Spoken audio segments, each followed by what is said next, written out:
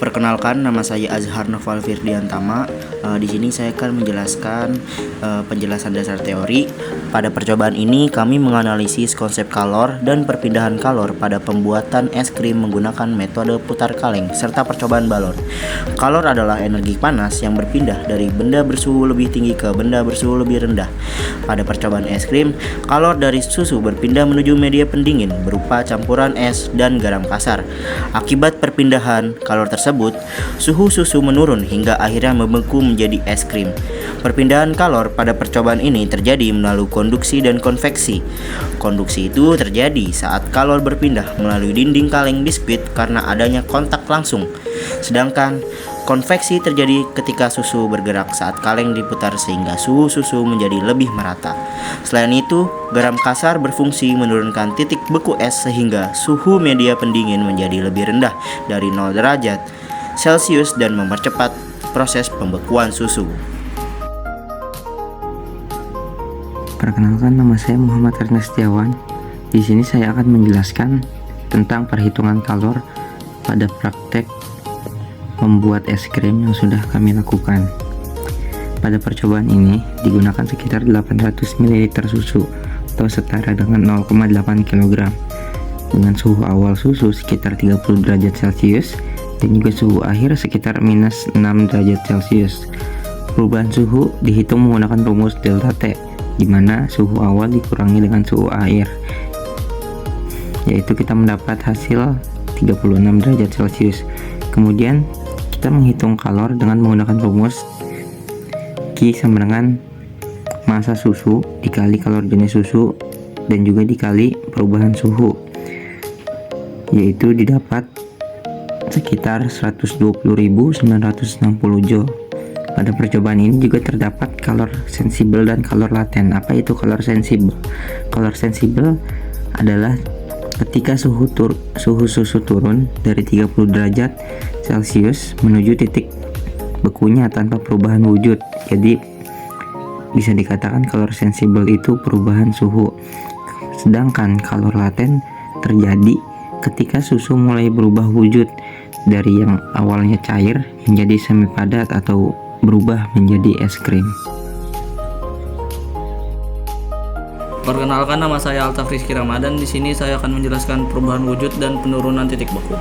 Pada percobaan ini, susu mengalami perubahan wujud dari cair menjadi semi padat atau padat.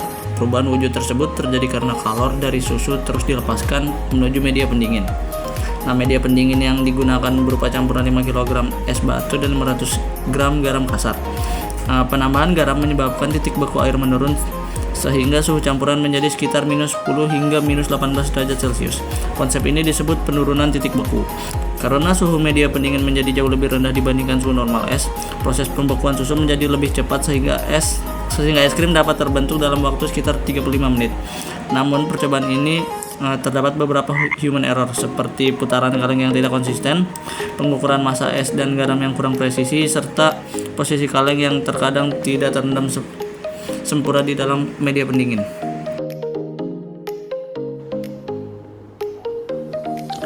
Oke, baik, selanjutnya ada analisis balon tanpa air dan dengan air. Pada percobaan kedua dilakukan pengamatan terhadap balon yang dipanaskan menggunakan api lilin dengan jarak sekitar 5 cm. Balon tanpa air meletus setelah sekitar 15 detik, sedangkan balon yang diisi 100 ml air meletus setelah sekitar 25 detik. Balon tanpa air lebih cepat meletus karena kalor dari api langsung diterima oleh karet balon, sehingga suhu karet cepat meningkat dan karet menjadi lemah. Sedangkan pada balon berisi air, sebagian besar kalor diserap oleh air terlebih dahulu. Hal ini terjadi karena air memiliki kalor jenis yang tinggi, sehingga membutuhkan kalor yang besar untuk menaikkan suhunya. Akibatnya, suhu karet balon meningkat lebih lambat sehingga balon tidak cepat pecah. Human error pada percobaan ini antara lain pengukuran volume air yang kurang presisi, adanya hembusan angin yang membuat api tidak stabil, dan ukuran balon yang terlalu besar sehingga dinding karetnya menjadi lebih tipis.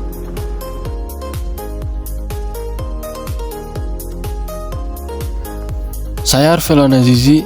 Saya akan membahas kesimpulan dari percobaan yang telah kita lakukan, Jadi dapat kita simpulkan bahwa kalor dapat menyebabkan perubahan suhu dan perubahan wujud dari suatu zat. Pada percobaan es krim, kalor berpindah dari susu menuju campuran es melalui konduksi dan konveksi, sehingga susu mengalami perubahan wujud menjadi es krim.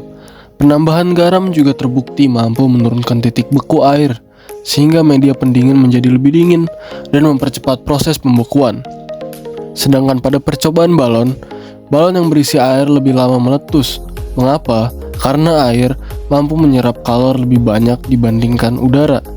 Dari percobaan ini, kita dapat memahami bahwa sifat kalor sangat mempengaruhi perubahan suhu, perubahan wujud, dan ketahanan suatu benda terhadap panas.